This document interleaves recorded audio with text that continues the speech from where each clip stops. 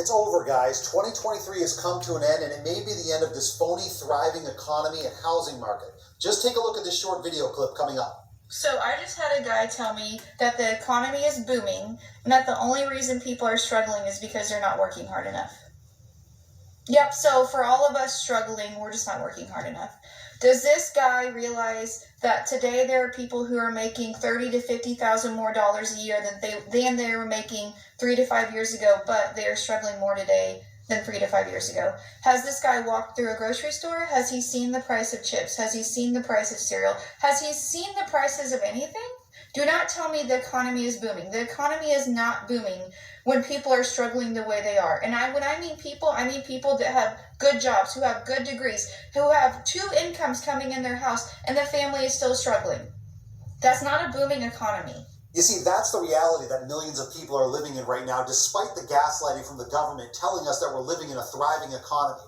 I want to hear what you have to say about that woman's comments that I just showed you in that quick video clip by leaving me a comment down below. Now let's dig into more stunning details. The meat, I told you I'd stop. I'm going to look for seafood and beef, and these are still $24.99. They're never going to come down in price. Look at this, $41 for one of these packages, lobster tails. The average price is $40.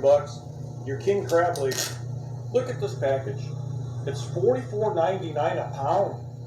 Right here, $44.99 a pound for these. This package here is $68. And this is outrageous right here. This package here is $49.04 just for this little bit. Can you imagine that? I don't know how people do it. This is $75. And here's some Dungeness crabs. That's sticker shock right there. $9.99 a pound. This package of Dungeness, which you're lucky to get a pound of meat off this, is $33. But this is absolutely insane. This king crab, $44.99 a pound. Unbelievable. This is why I'm saying no one can afford the seafood, or I can't anyway. I don't know why anybody buys this stuff. It's just you don't get your dollar value like you would for pork or chicken, but this is crazy. This is inflation right here. $76 for this. Would you buy it? This is really pricey. $76. I found one last thing here, and look at this big thing of Orca Bay king crab legs. It's $439, and it's $44 a pound. Look at this. And here's another one, $439. They're all $439. I know you get 10 pounds of it, but that's absolutely insane. This is center cut. Pork loin steak, $15.99 a pound. These are New York strips. Unbelievable. Tenderloin package, $17.99. See, that's not too bad. This is $154. $154, $145, $162, $175. There's your prices right there. $17.99 a pound, but you're upwards of $200 for this stuff. That's crazy. Who buys that stuff? I know I can. Beef loin, tenderloin here, $20 a pound. This is $70. Okay, someone wants to look at the ribeyes, $13.29 a pound. So there you go. There's your ribeyes, $56 for this. $13.29 a pound. Woo! I can't afford that. And here's some tough looking steak right here. Bone beef loin, top sirloin, $10 a pound. There isn't a shred of fat in here. I bet that's tougher than your belt. Oh, I see some clams here, so let's check this stuff out. Fresh little nut clams, farm raised, $20, $3.99 a pound. This is pretty heavy here. Here's your farm raised shrimp head on, $5.99 a pound. Product of Ecuador. There you go. I'd use this for bait fishing. That's what I do. Well, as we start 2024, unfortunately, there is not good news to report regarding the economy and the housing market. The biggest problem is that the media continues to gaslight the public with absurd lies and false optimism.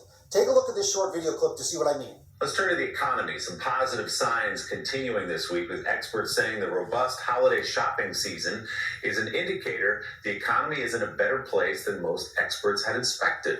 Overall, widespread fears of recession in 2023 did not happen. And if that's not bad enough, take a look at this short video clip talking about how the Fed has succeeded in its fight against inflation. It's just brutal out there right now, and has been for over a year, whether you're looking to buy a house at rates at 8% or sell a house at 8%, which you presumably are looking to buy one after that as well. It's just a bad time to do either. So do you look for that to change in 2024?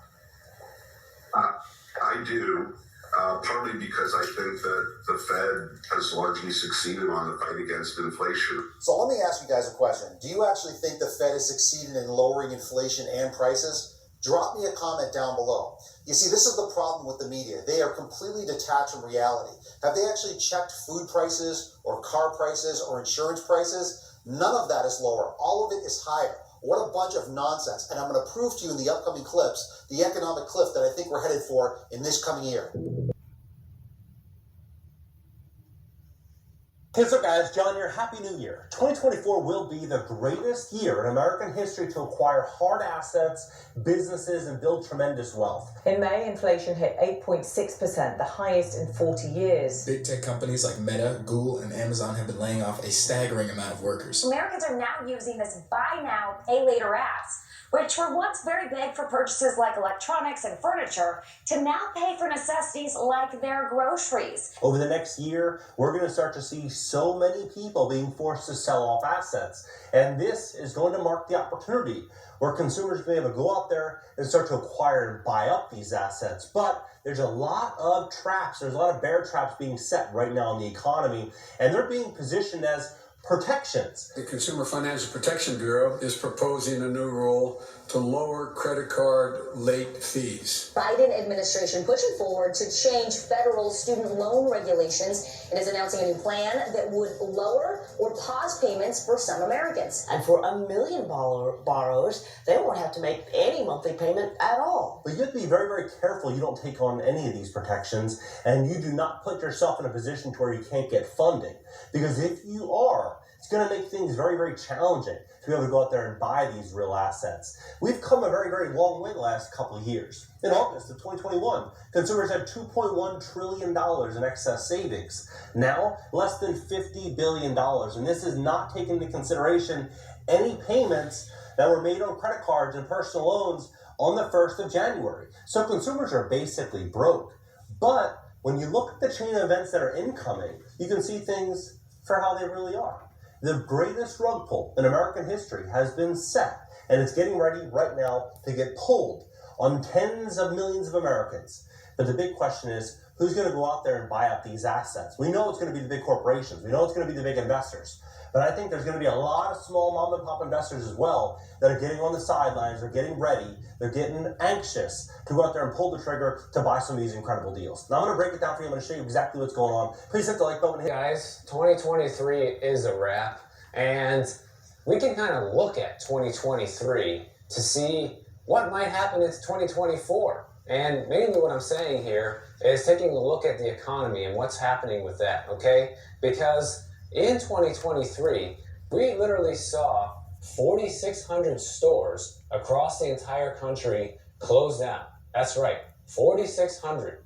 That is a lot of stores to close. Not only is that a lot of stores to close, but that's an 80% increase in store closings from 2022 to 2023, guys. So just by looking at that one indicator alone, I would say that's flashing alarm bells for where the economy's headed into 2024. This is just like a range of different reasons of why they closed these stores, but it was anywhere from bankruptcies to closing underperforming locations. They also blame theft and retail crime as part of the reasons why they closed different locations. Like, there's different reasons why these stores closed, but all of them are not good, basically. You know, having an uptick in retail crime and theft, not good.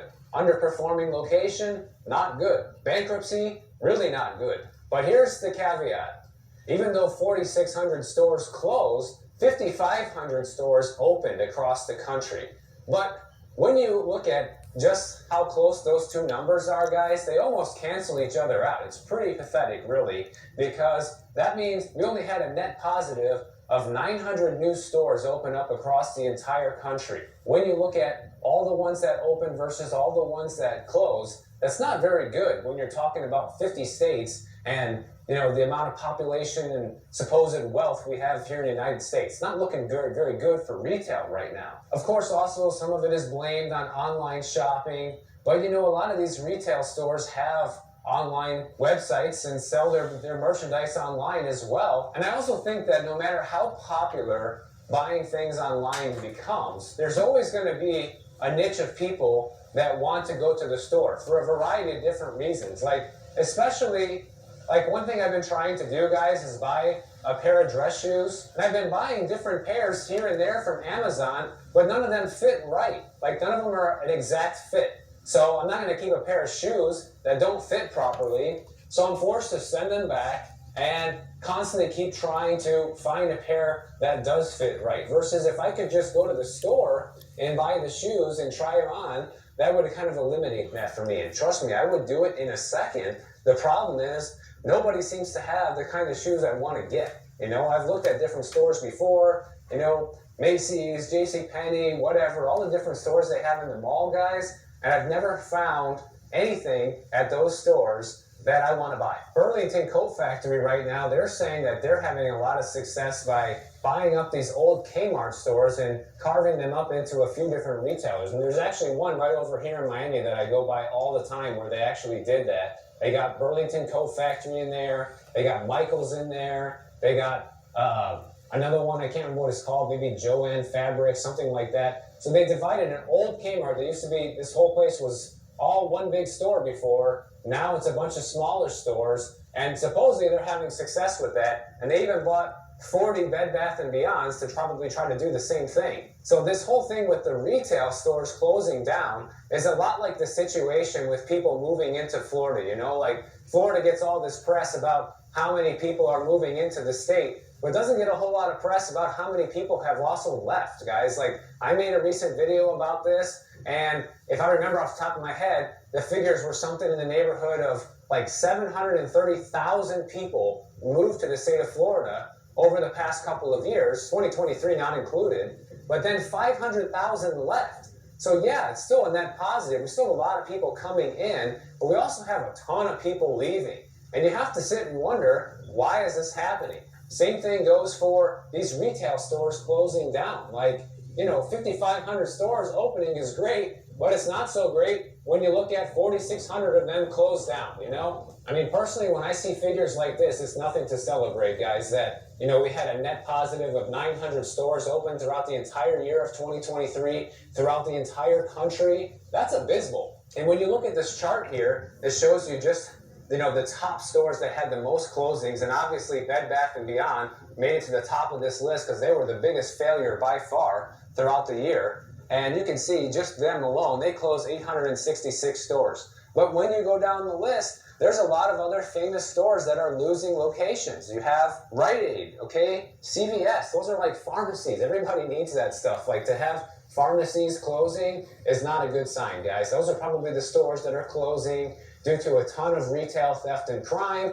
that they just can't get under control. And then you got places like Foot Locker, Family Dollar, David's Bridal, Dollar General, right? You have Dollar Tree. Those are lots of dollar stores on this list. That should be something that should be thriving in this economy right now, considering people are looking for bargains. I even remember hearing several stories throughout 2023 about how more and more people are starting to shop at these dollar stores because of the bargains they offer and people looking to save money. But yet, they're closing stores, guys. They're on this list of the most store closures throughout the entire country. You have all of them: Dollar General, Dollar Tree, and Family Dollar. That's not good.